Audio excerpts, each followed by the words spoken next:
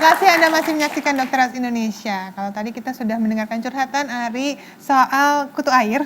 Ya. Kalau sekarang saya mau mendengar curhatan kamu tentang apakah kamu rajin membersihkan gigi atau enggak? Saya kalau bersihkan gigi lumayan, tapi bersihkan sendiri saja ya. Kalau ke dokter gigi saya agak takut. Kenapa kok takut? Agak takut ya? Punya pengalaman gak enak. Iya nih kayaknya nih. Saya takut ke dokter gigi karena waktu kecil saya tuh pernah lari dari dokter gigi. Maksudnya? Waktu mau dicabut giginya saya, itu tangnya saya gigit. Terus? Sampai hampir patah. Loh? Itu dokternya mau tusuk ke dalam tidak bisa, tarik juga tidak bisa. Jadi stuck di giginya saya gitu. Kayak, ini gimana? Saya gigit kayak piranha gitu. Saya takut ya, akhirnya dia berhasil cabut, terus pas dia cabut saya berontak, terus saya kabur.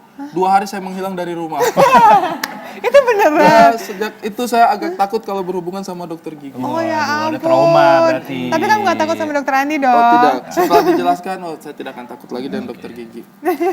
Jadi sebenarnya tidak perlu takut ya ke dokter gigi, karena dengan kita menunda-menunda itu malah justru infeksinya akan lebih besar dan efeknya terhadap tubuh nanti ya, juga lebih kita nggak mau tuh. Bahaya.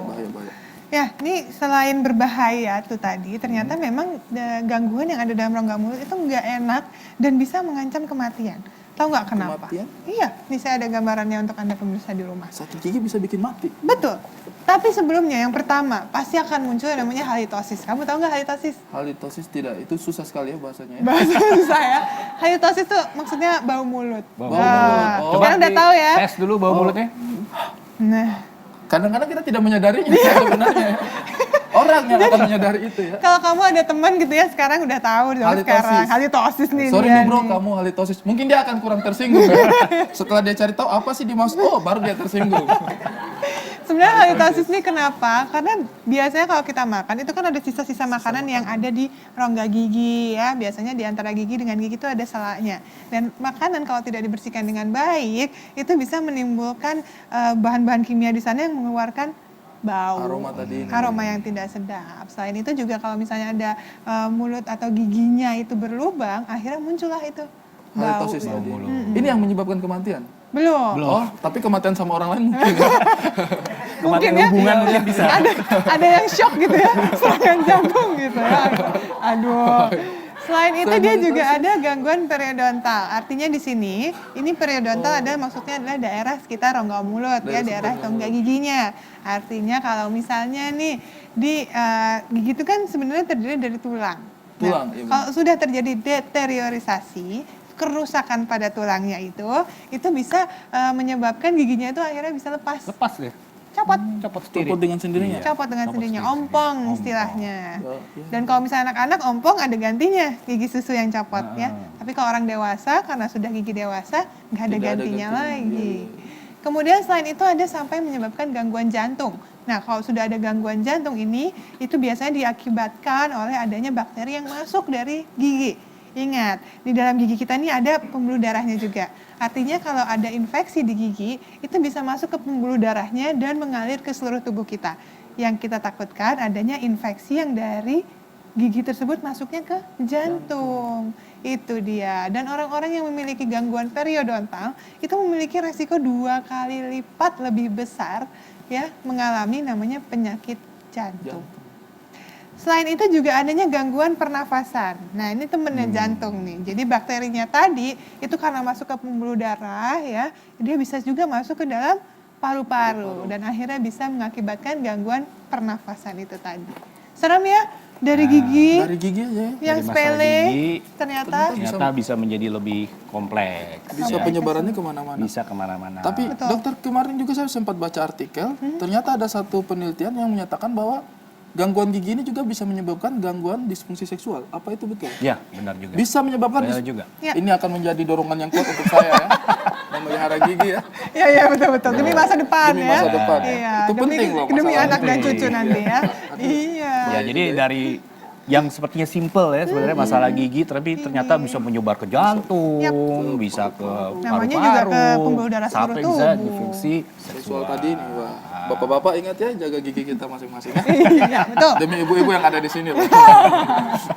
Nah, ini di depan kita sudah ada berbagai bahan dan alat yang dapat kita gunakan sehari-hari untuk membersihkan gigi dan mulut kita. Biasanya pakainya apa sih bersihin gigi? Yang paling umum kan udah pasti ini dong. Sikat gigi. Sikat gigi, Iya kan, Bu? ya.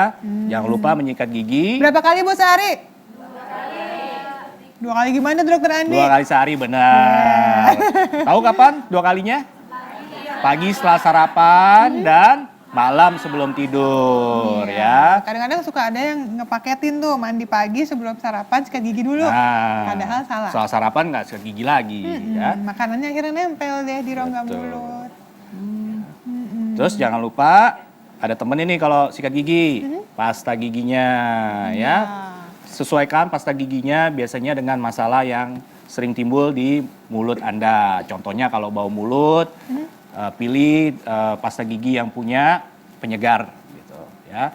Kalau ada masalah dengan gusi, pilih yang ada kandungannya untuk anti radang gusi, ya. Kalau misalnya giginya sensitif, biasa paling sering nih giginya sensitif, Ngilu. suka gitu ngilu, minum dingin-dingin ngilu. Nah, itu bisa cari pasta yang anti sensitif atau khusus untuk gigi yang sensitif, ya. Tapi saya mau nanya nih Dokter Andi. Nah, Sikat gigi ini biasanya diganti berapa lama sekali? Ayo, Ari. Kalau Ari biasanya sikat giginya ganti berapa kali? Kalau Setahun. Kalau rusak, kalau hilang, kalau ketinggalan. Selama masih ada saya mencoba mempertahankan. Saya setia orangnya. Iya, Pak. ya. Bagus Aku setia ya, tidak bagus sih. akan- Itu salah ya apa? Salah. Berapa lama Bu ganti sikat gigi? 3 bulan. Bener. Ada yang masih nyimpan sikat gigi dari tahun lalu nggak? Nah, Jangan ya. tahu nggak kenapa harus 3 Aduh. bulan? Ada yang tahu nggak? Nah, karena kalau udah 3 bulan, biasanya ini sikatnya nih, bulu sikatnya tuh mekar. Nah, mekar akhirnya jadi tidak efektif saat untuk membersihkan gigi. Iya, ya. apalagi tapi kalau yang tekanannya tinggi, kadang-kadang Iya, suka apalagi sikat kalau giginya gosoknya langsung keras-keras ya, keras-keras itu Rusak, malah bulunya cepet menyebabkan pun. bulunya rusak dan selain itu juga menimbulkan masalah gusi, Iya. ya, jadi timbul masalah gusi. Jadi kalau sikat pun sikatlah dengan lembut, tapi ya, jangan keras-keras. pasti gitu ya. Dan harus pasti. diganti paling nggak 2-3 bulan 2-3 sekali. bulan. Jangan setia-setia amat lah sama sikat gigi. Saya kayaknya kena gigi sensitif gitu, Dok. Kalau saya kayaknya penyakitnya Kenapa? gigi sensitif gitu. Kenapa? Sering ngilu gitu ya. Bukan kalau dikatain jomblo gitu sakit gigi. Sensitif gitu.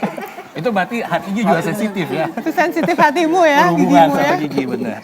Terus ini ada satu lagi nih. Habis sikat gigi biasanya Bisa juga dengan obat kumur ya ibu-ibu ya, boleh ditambahkan tapi tidak wajib.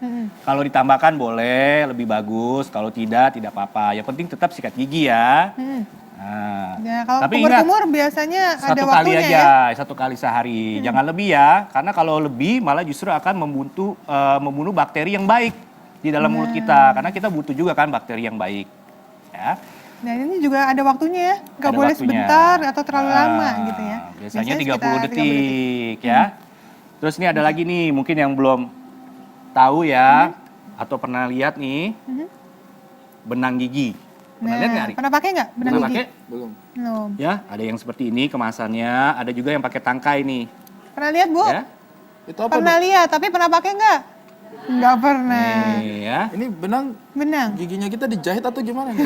Jadi ini untuk membersihkan sisa-sisa makanan di sela-sela gigi yang tidak terangkat oleh sikat, Sikat gigi. Jadi ini sebagai penambah. Mungkin buat yang ya. bingung sebenarnya diapain, boleh Ya, bagaimana dicontohin nggak caranya nih? itu? Dok? Ya, nanti setelah ini akan saya contohkan Oke. ya. Tapi ini ada satu lagi yaitu tahu nggak nih apa? Garpu tala. Mirip ya, mirip ya. Ini untuk membersihkan lidah ibu-ibu ya, namanya tongue scraper. Ya, jadi selain gigi dibersihkan, tadi gusinya pakai obat kumur, lidahnya jangan lupa disikat juga pakai ini, namanya tongue scraper. Karena lidah itu juga bisa menyebabkan penyakit karena banyaknya sisa-sisa makanan yang menumpuk di lidah. Kalau bisa dibayangin nih yang namanya lidah tuh kayak karpet. Jadi di sana banyak sela-sela rongga-rongga di mana sisa makanan bisa ada di situ. Kemudian bakteri-bakteri bisa hidup di situ. Itu salah satunya juga yang menimbulkan halitosis ya, Dok ya? Betul, bau mulut tadi. Ini satu lagi ya ibu-ibu ya, yaitu mengunyah permen karet ya.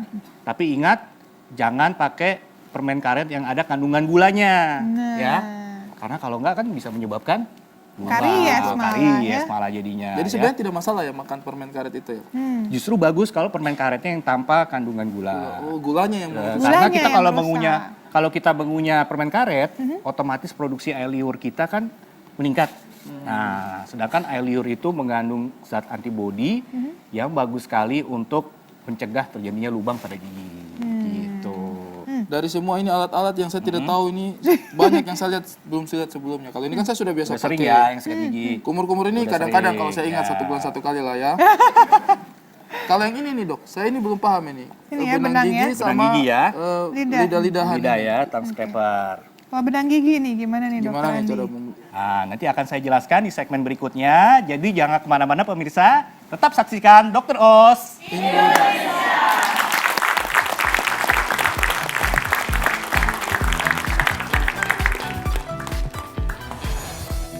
Cara mudah pemakaian benang gigi. Nah, jadi pertama gini, boleh dibuka lebih lebar. Ya. Buka mulut yang lebar. Ini, ya. Nah. Seperti ini, masuk ke sela-sela. Ya.